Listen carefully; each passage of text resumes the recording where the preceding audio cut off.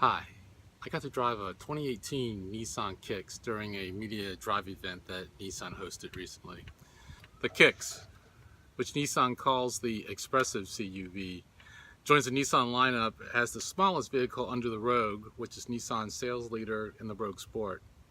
The Kicks replaces the more expensive Juke with its love it or hate it styling and the turbo option. All Kicks have the same drivetrain, consisting of a 1.6-liter four-cylinder engine and a Xtronic CVT transmission in front-wheel drive. There is no four-wheel drive or all-wheel drive option with the Kicks. The engine cranks out 125 horsepower and 115 pound-feet of torque. Kicks economy is good, rated at 31 in the city and 36 on the highway, or 33 combined. The 2018 Kicks is available at 3 trim levels. The Kicks S is $17,990.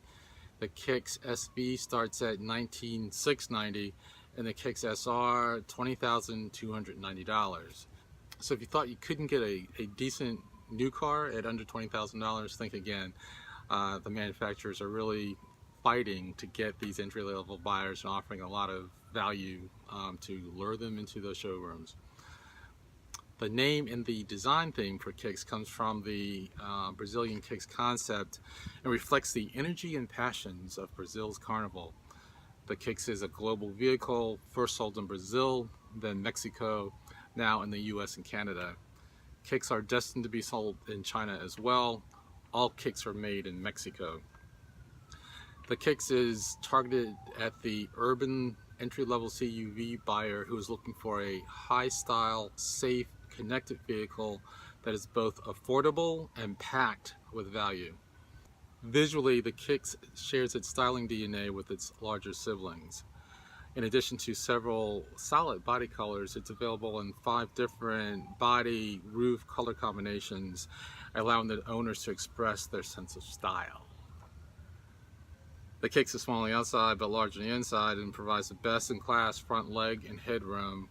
It provides more rear cargo space room behind the second seat than the Kia Soul, Hyundai Kona, Ford EcoSport, and Toyota CHR. All Kicks have a standard 7-inch touchscreen display and standard Bluetooth streaming audio. Apple CarPlay and Android Auto are optional. A class-exclusive Bose Personal Plus audio system that delivers 360 degrees of immersive sound, according to Nissan, is available in the SR and the Premium package. I didn't have a chance to evaluate that myself during the drive. I buddied up with colleague Damalo Odowo, and we took turns driving the Kicks in heavy traffic in Baltimore. We started downtown near the harbor and drove up to Johns Hopkins, a short highway sprint, then back in traffic back to return the car near the Sagamore Pendry Baltimore Hotel. So here's a piece of that drive. We're starting the live video. Okay, here we are. So we're leaving Johns Hopkins campus. We're heading back to the Inner Harbor. Yep, it's Marvin Bowser and Damola Idowu. And we're off. When we off. So I think one way this really stands out is the styling. I think the styling is one of the key features. Visually, the styling cues, the interiors, it's pretty cool. Left? We're right on Museum. Okay. You know, I immediately noticed that this is a CVT transmission when I started driving. Oh. I'm hearing some hum, and I didn't hear it when I was sitting in the passenger seat. Is this it? Yes. So we make a right onto West 29th, and then we're going to bear to enter 83 South. It should be coming up. There's another one in the car. Stop it for some reason. So it'll be a little bit further up. Oh, you know why? I know why I noticed immediately, because I was in low gear. Sorry, Nissan. Yeah, you're like, you didn't notice that. I was like, okay, did I miss something when I was driving? No, that was an immediate change. So that's good feedback from the vehicle, so let's let you know what it's doing. It's working too hard for no good reason. Operator error. Okay, so let's talk about driving the Kicks on the highway. What do you think of the sound? Well, the driving, like I said, it's just trying to get a gauge of the interior noise. Yeah.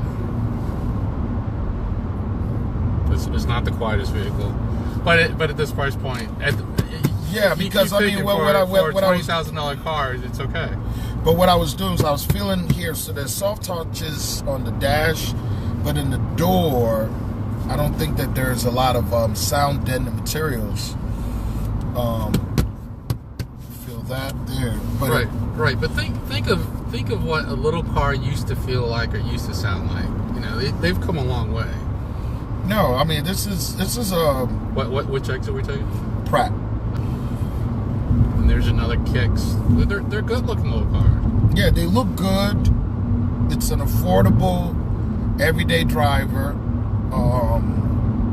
To really get an idea on the highway, like I said, the type of person not want to drive it for a few hours on the highway. You know, you take it, do at least about 100 miles on the highway to get a gauge as to how comfortable it is. You're sitting behind the wheel for at least 2 hours. Yeah. Seeing how the seating position is.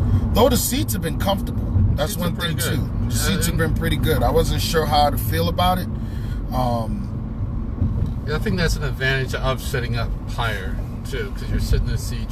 Your knees aren't. You're not stretched out too much, right? Because the seat sits higher. Yeah. Well, that's good.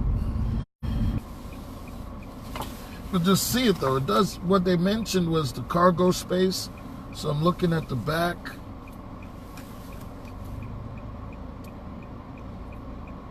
I mean, we talking what? 125 horsepower, 4-cylinder engine, 1.8 liter, 115 pound-feet of torque. Has a lot of the integrated technology as far as Apple CarPlay. I'm gonna turn right on Wolf. Android Auto, the braking, and a price point that begins under $18,000. Not many options, so you're not customizing it. So as far as production, really you have the options where you could customize those visual. Yeah, there's some things you can buy through the dealer to personalize it. This is Central. We go one more block. Wolf. So, from what I see, this is it's basically a vehicle they had in their portfolio that fits a market segment without them having to reduce packaging on the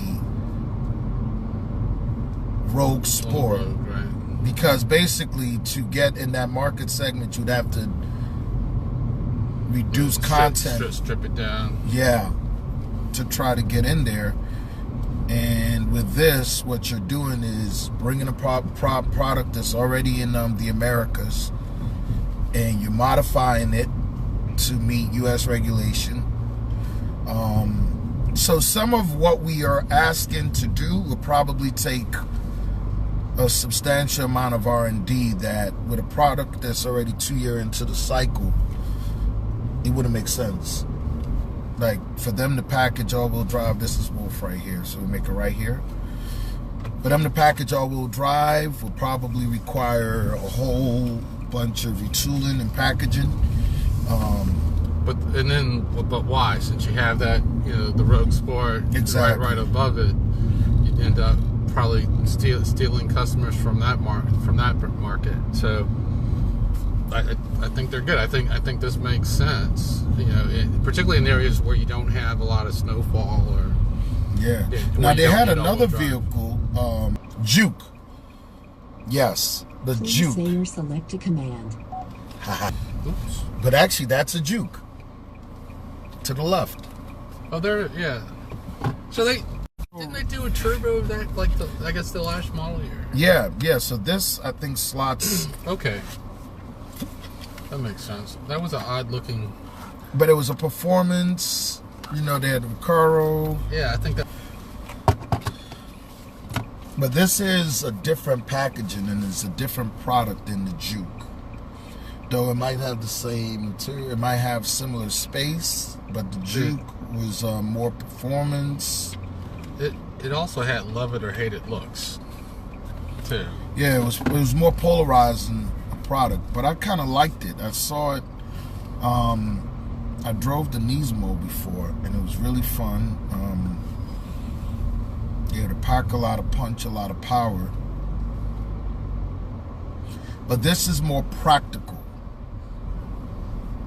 And I think the appearance will appeal to more people, because it looks like one of the Nissan SUVs. I gotta say, also it is 96 degrees outside.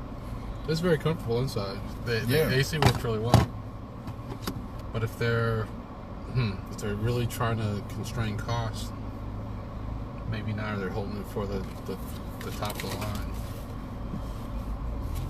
Yeah, because it's a sensitive position.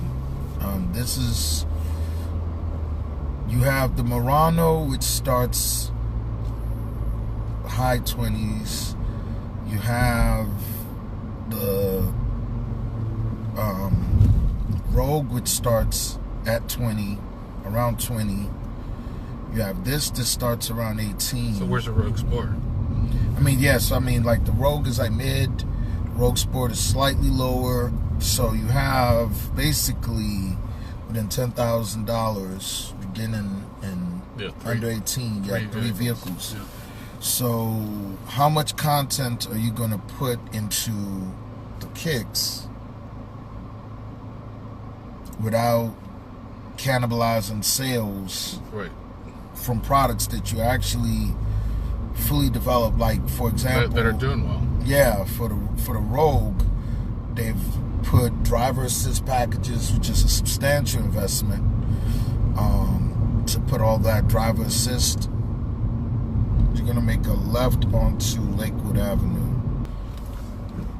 Yeah, this really is a good sized car to weave in and out, maneuver around. And there's a lot of torque when you it's a light. We're gonna make a right. No, it is. Conklin Street at the light, we make a right. Yeah, so this is a photo opportunity. Let's grab a picture.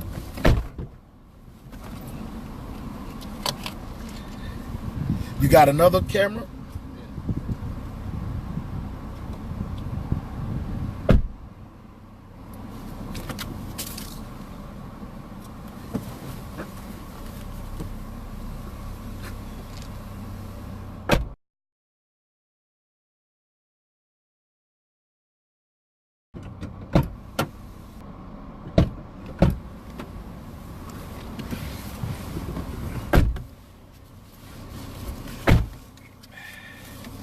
Just a little quick pause, grab some of the scenes, but you could go around, and we're gonna get back onto the way we came in. Yeah, Boston. We're gonna make a right on Boston.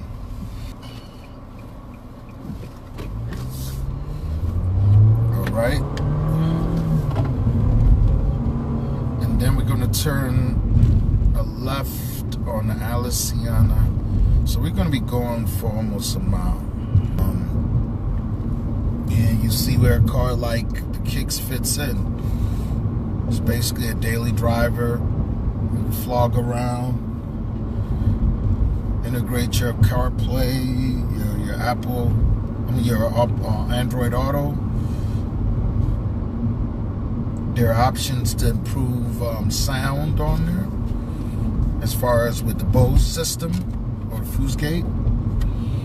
Get your tunes knocking.